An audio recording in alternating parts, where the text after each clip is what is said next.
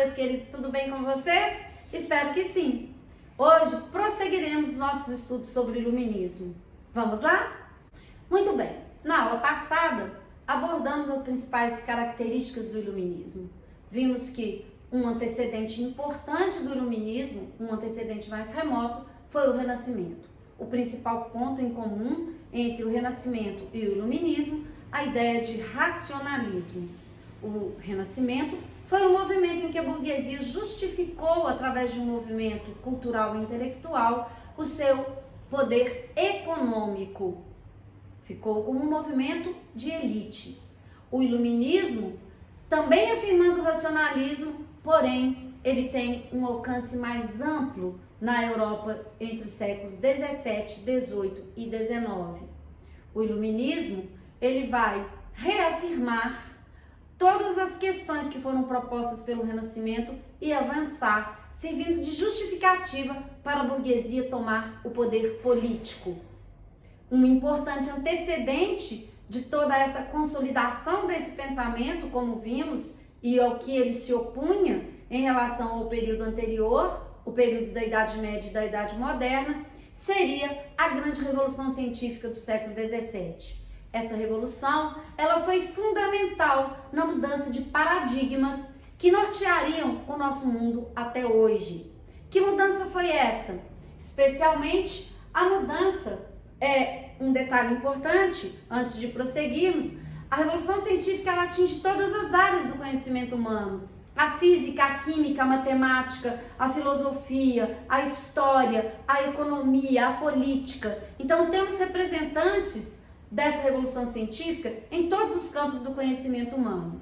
O que nos interessa aqui diretamente é a mudança de paradigma fundamental no que diz respeito especialmente aos dogmas religiosos que impediam o progresso da ciência.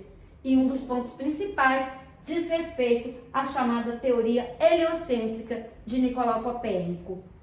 Copérnico defende a teoria heliocêntrica baseada na ideia de que o Sol e não a Terra é o centro do universo. Porém, Copérnico não comprovou essa teoria.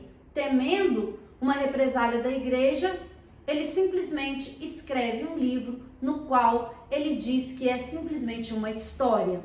A teoria seria comprovada por Galileu Galilei, que, na verdade, vai acabar ocorrendo o que Copérnico temia. Galileu Galilei foi julgado pelo Tribunal de Inquisição por suas teorias, pela teoria heliocêntrica, e só não foi condenado à morte na fogueira porque abjurou, ou seja, ele negou a sua teoria, embora já não houvesse mais como retroceder. A teoria heliocêntrica acabaria por se afirmar na Europa a partir desse momento, e cada vez mais. Embora algumas pessoas ainda hoje, em pleno século XXI, como já discutimos, ainda insistam em em tentar comprovar que a Terra é plana ou outras teorias mirabolantes e anti-ciência, como já vimos aí. Bem, essa teoria, ela também vai contribuir para essa mudança Isaac Newton. Newton foi muito importante porque ele determina a lei da gravitação e a compreensão de um universo mecânico, ou seja, essas teorias científicas, todas essas descobertas científicas iriam contribuir enormemente para, como disse, todas essas mudanças de paradigma.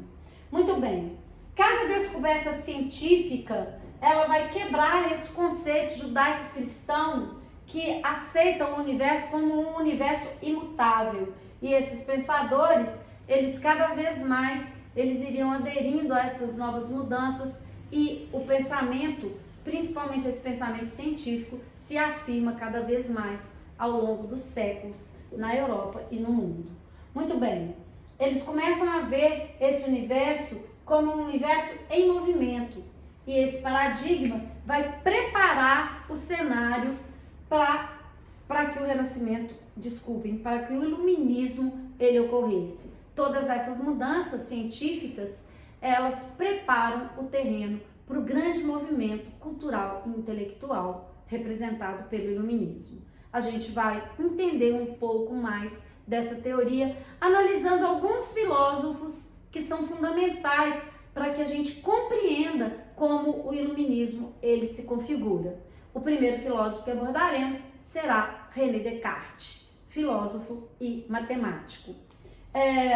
Bem, quem foi René Descartes?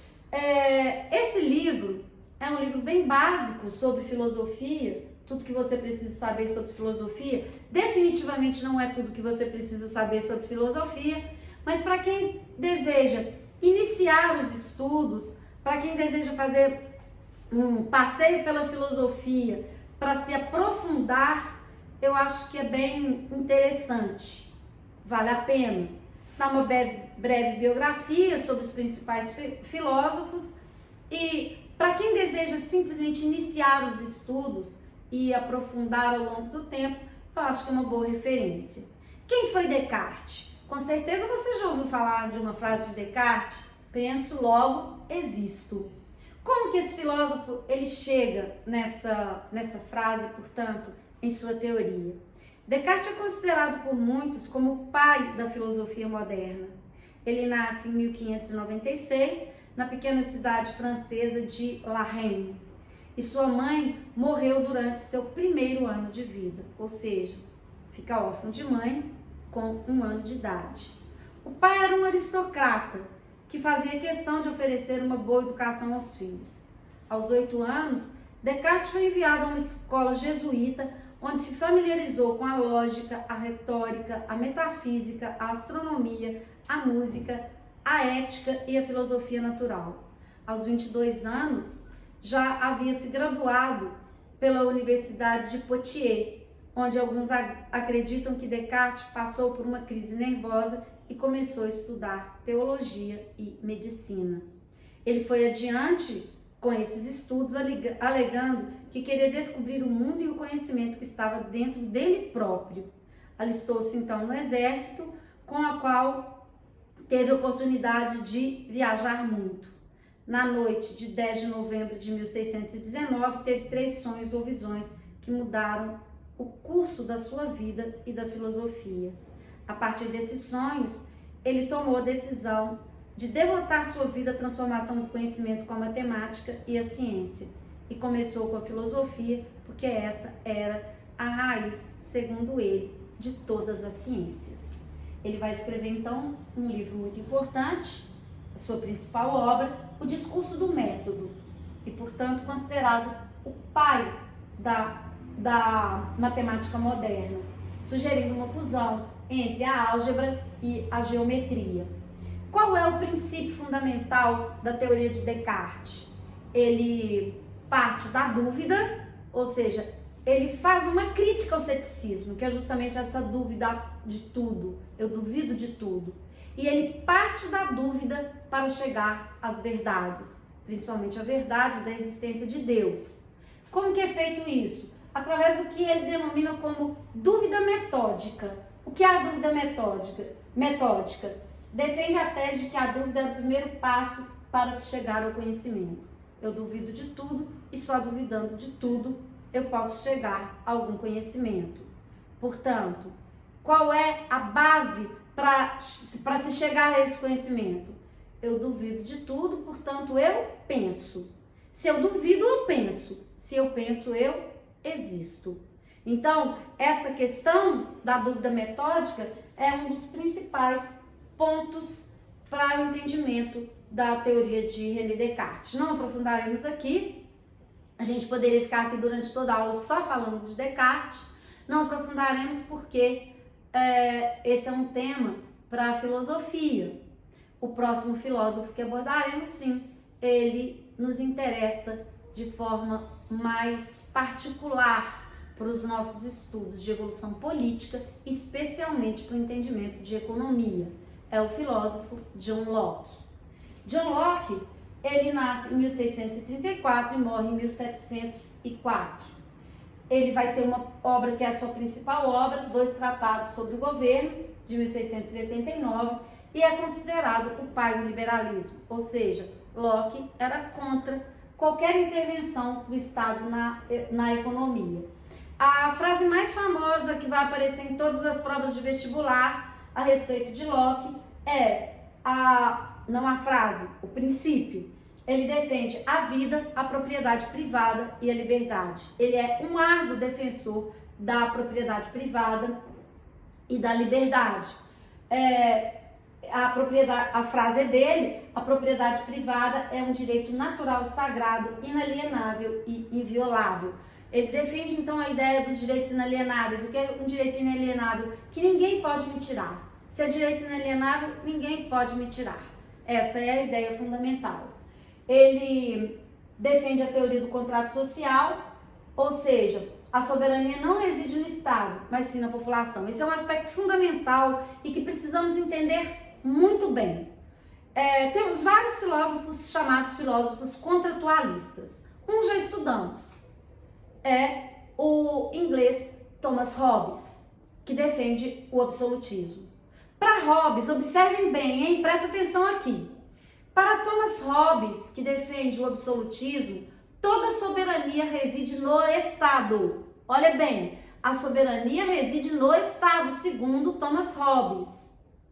Para Locke, que é contemporâneo, observem bem, de Thomas Hobbes, a soberania não está no Estado. Olha o que acabamos de ler. A soberania está no parlamento.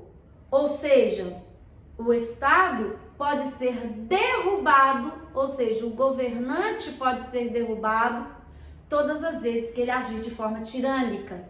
Locke, portanto, defende o direito do povo à rebelião.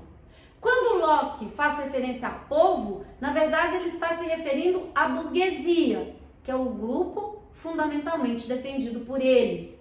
Lembrando que quando estudamos a Revolução Inglesa, dissemos que John Locke vai naquele navio da burguesia que vai até a Holanda buscar Guilherme de Orange e sua esposa, Maria, filha de Jaime II, para que dessem um golpe e estabelecessem uma monarquia parlamentar na Inglaterra. É a Revolução Gloriosa. Locke é o idealizador dessa revolução. É o ideário filosófico que dá base para a Revolução Gloriosa está baseado nas ideias de John Locke. Ou seja, Locke defende o direito à rebelião, a não intervenção do Estado na economia, portanto, o liberalismo econômico, defende que a soberania ela deve estar no parlamento e não no Estado.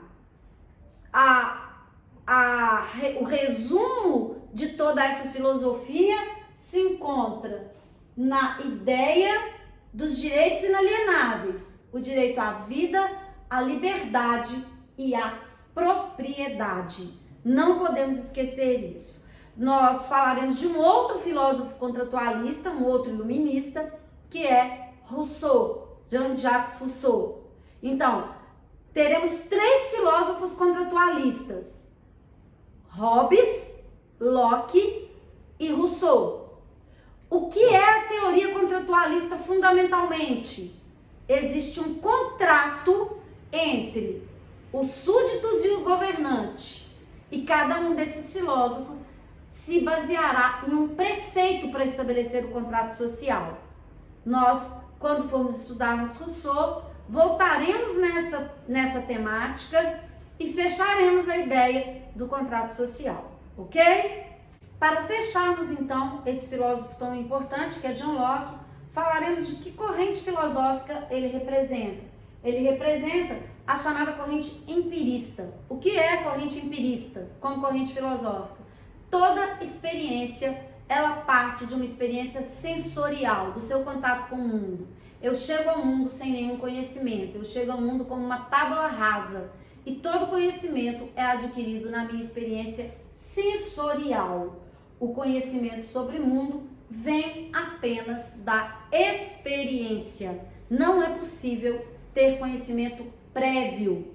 É justamente a divisão aí das correntes filosóficas empirista e racionalista. Observem bem isso. Muito bem, para finalizarmos essa parte de nossa aula, falaremos sobre Isaac Newton. Não é nosso objetivo aqui descrever uma teoria que é da física. Provavelmente vocês já estudaram sobre Isaac Newton na física, mas pelo menos temos que citá-lo como um dos principais expoentes e representantes da Revolução Científica do século XVII.